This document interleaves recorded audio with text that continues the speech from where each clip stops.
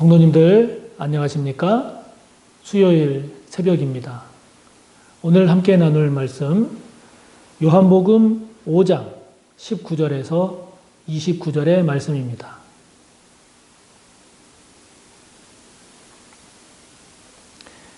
신약 225쪽 요한복음 5장 19절에서 29절의 말씀입니다.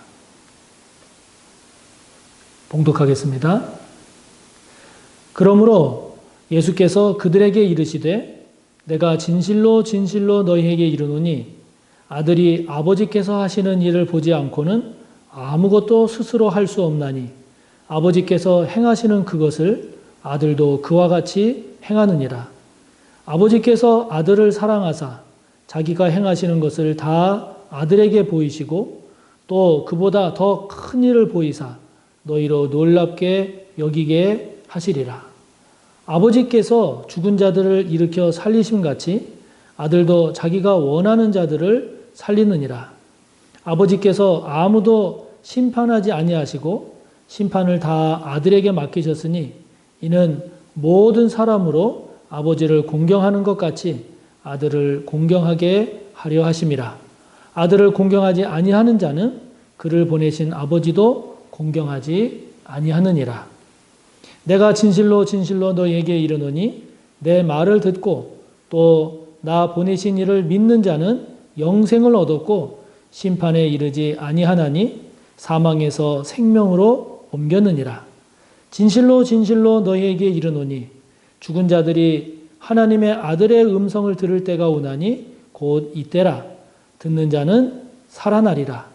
아버지께서 자기 속에 생명이 있음같이 아들에게도 생명을 주어 그 속에 있게 하셨고 또 인자됨으로 말미암아 심판하는 권한을 주셨느니라. 이를 놀랍게 여기지 말라. 무덤 속에 있는 자가 다 그의 음성을 들을 때가 오나니 선한 일을 행한 자는 생명의 부활로 악한 일을 행한 자는 심판의 부활로 나오리라. 아멘. 자, 예수님께서 베데스다 연못가에서 38년 된 병자를 치유하십니다. 그 치유하신 후에 이제 그와 관련된 그에 연결된 긴 설교를, 긴 말씀을 하십니다. 그것이 이제 오늘 우리가 함께 본 본문이고 내일까지 그 말씀이 이어지게 되는데요. 38년 된 병자를 치유했다. 이거는 단순히 그냥 의학적인 차원의 이런 의미만이 아니라 말씀드린 대로 그 당시 평균 수명이 50년도 채 안 되던 그런 때였기 때문에 38년 된 병자를 치유했다라고 하는 이것이 갖는 의미는 인간의 지혜와 능력으로는 불가능한 일을 행하셨다. 이런 말이 되는 거죠. 그리고 인간의 지혜와 능력을 초월하시는 일을 하셨다. 또 다른 말로 말하면 하나님이 하시는 일을 하셨다 하는 이런 의미를 갖는 겁니다. 그런데 오늘 예수님께서 하신 말씀을 보면 그렇게 38년 된 병자를 치유하신 주님께서 이렇게 말씀하십니다. 19절에 보면 아무것도 스스로 할 수 없나니 아버지께서 행하시는 그것을 아들도 그와 같이 행하느니라. 지금 예수님은 당신이 자신 스스로는 아무것도 스스로 할 수 없다고 말씀하십니다. 그러시면서 아버지께서 행하는 그것을 아들인 당신도 그와 같이 행한다고 말씀하십니다. 그러니까 지금 이 말씀은 예수님은 38년 된 병자를 치유하신 후에 그것을 당신 자신의 교만으로 삼지 않고 계십니다. 그리고 그것을 자신을 과시하기 위한 것으로도 삼지 않으십니다. 자기를 나타내거나 교만하게 하는 경우는 하나님 없이 자기만 있는 거죠. 그런데 오늘 예수님은 아무것도 당신 스스로 할 수 없다고 말씀하세요. 아버지께서 행하시는 그것을 예수님 당신도 행한다고 말씀하십니다. 그러니까 지금 예수님은 아주 철저하게 하나님께 의존되어 있습니다. 하나님께 의존되어 있고 그리고 하나님께 온전히 철저하게 순종하시는 그런 관계이십니다. 이런 주님의 모습을 보면서 이런 하나님께 전적으로 의존되어 있고 그런 하나님께 전적으로 순종하시는 이런 주님의 모습, 예수님의 모습은 예수님께서 사역하시는 동안 보여주신 예수님이 갖고 계신 생각이라든지 또 예수님께서 행하신 사역이라든지 그 모든 것들을 보면 이게 핵심이에요.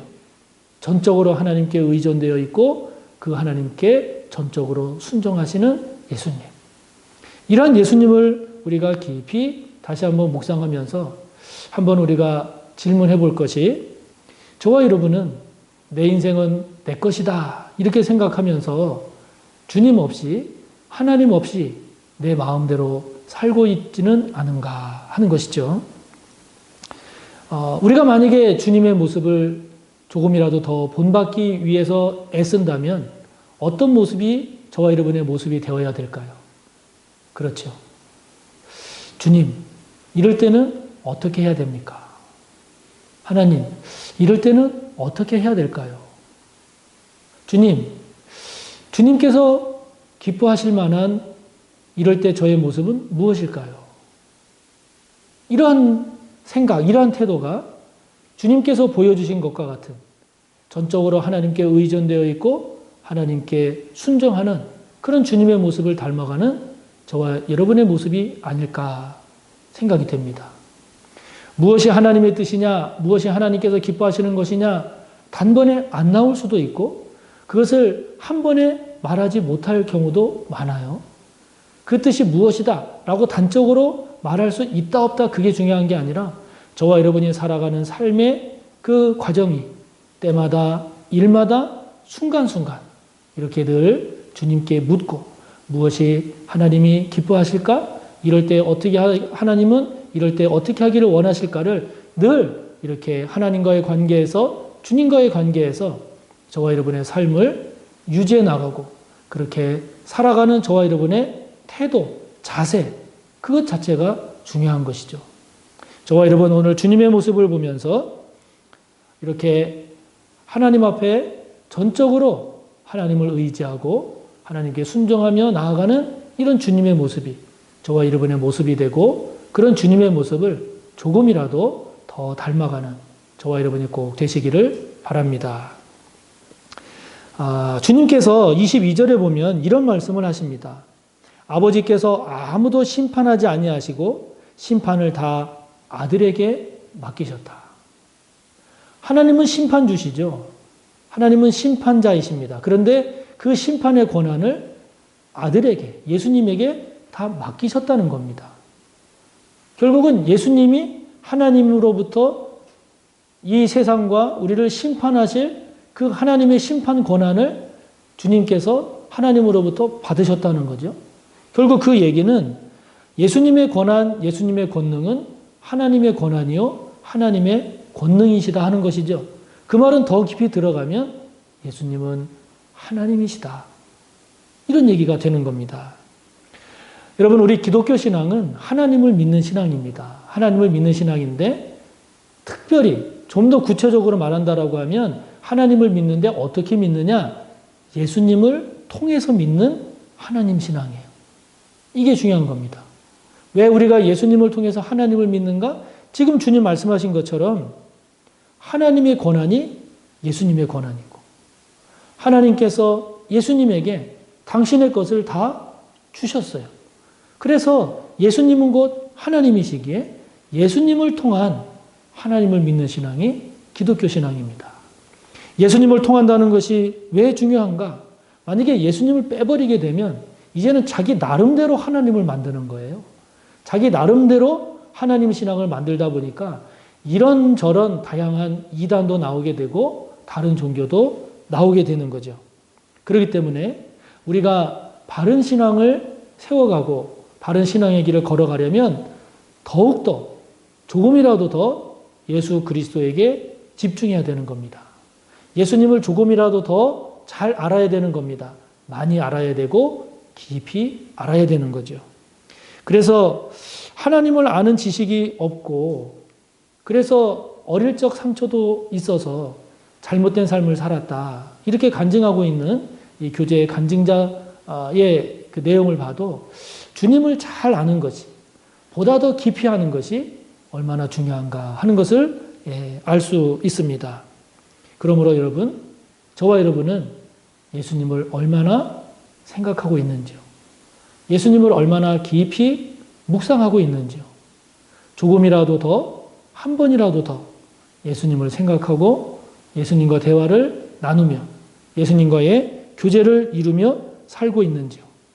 예수님께서 하신 말씀, 예수님께서 행하신 사역, 그리고 예수님께서 보여주신 삶의 원리, 예수님께서 짊어지신 십자가와 행하신 그 부활이 갖는 의미, 능력, 은혜, 이러한 것들을 통해서 우리가 예수님을 조금이라도 더 알아가고 조금이라도 더 깊이 알아가면 그만큼 저와 여러분의 신앙은 온전해지고 저와 여러분의 삶은 복될 줄 믿습니다.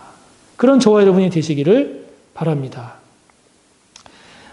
예수님께서 오늘 쭉 하시는 말씀 가운데 이렇게 말씀하십니다. 25절을 보면 죽은 자들이 하나님의 아들의 음성을 들을 때가 오나니 곧 이때라. 듣는 자는 살아나리라. 아버지께서 자기 속에 생명이 있음같이 아들에게도 생명을 주어 그 속에 있게 하셨다. 누가 살아납니까? 주님의 음성을 듣는 자가 살아납니다. 주님의 음성을 듣는 자가 살아납니다. 왜 주님의 음성을 듣는 자가 살아납니까? 주님의 음성에는 생명이 있습니다. 그리고 주님의 음성에는 살리는 권능이 있습니다. 그렇기 때문에 주의 음성을 듣는 자가 살아나는 겁니다. 주의 음성을 듣는 자가 살아나는 겁니다. 29절에 보면 선한 일을 행하는 자는 생명의 부활로 악한 일을 행한 자는 심판의 부활로 나오리라 말씀하시거든요. 그러니까 여기서 선한 일이라고 하는 게 우리가 도덕적으로 생각하는 그런 선한 일도 선한 일이라고 볼 수 있지만 보다 구체적으로 들어가면 주님의 음성을 듣는 게, 잘 듣는 게 그게 선한 일입니다. 주님의 음성을 듣고 그 음성에 반응하는 것이 선한 일입니다. 주님의 음성을 듣고 그 음성에 순종하는 것이 그게 선한 일입니다. 악한 일은 뭐가 되겠습니까? 그렇습니다. 도덕적인 의미에서 악한 것도 악한 거지만 더 중요한 악한 의미는 주님의 음성을 듣지 않는 게 악한 겁니다. 주님의 음성에 반응하지 않는 것이 악한 겁니다. 주님의 음성에 순종하지 않는 것이 악한 거죠. 그러므로 여러분, 저와 여러분은 지금 어디에서 생명을 공급받고 있습니까?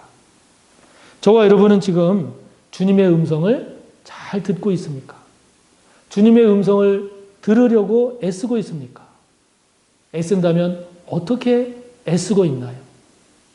주님의 음성을 들을 때 그 주님의 음성이 저와 여러분에게 생명이 되고 그 주의 음성이 들릴 때 그 주의 음성을 들음으로 깨달아질 때 그것이 저와 여러분을 살린다는 이 사실을 여러분 잊지 마시기 바랍니다. 그래서 말씀 묵상이 중요한 것이고 그래서 기도하고 예배드리는 것이 중요하죠.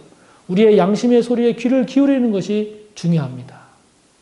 한마디라도 더, 한 번이라도 더 주님의 음성에 귀를 기울이고 주님의 음성을 들음으로써 살아나는 저와 여러분이 되시기를 바랍니다. 오늘도 함께 나눈 말씀을 묵상하면서 꼭 말씀 붙잡고 기도하시고 또 하나님께 아뢰 기도의 제목을 기도하시기 바랍니다. 감사합니다. 내일 뵙겠습니다.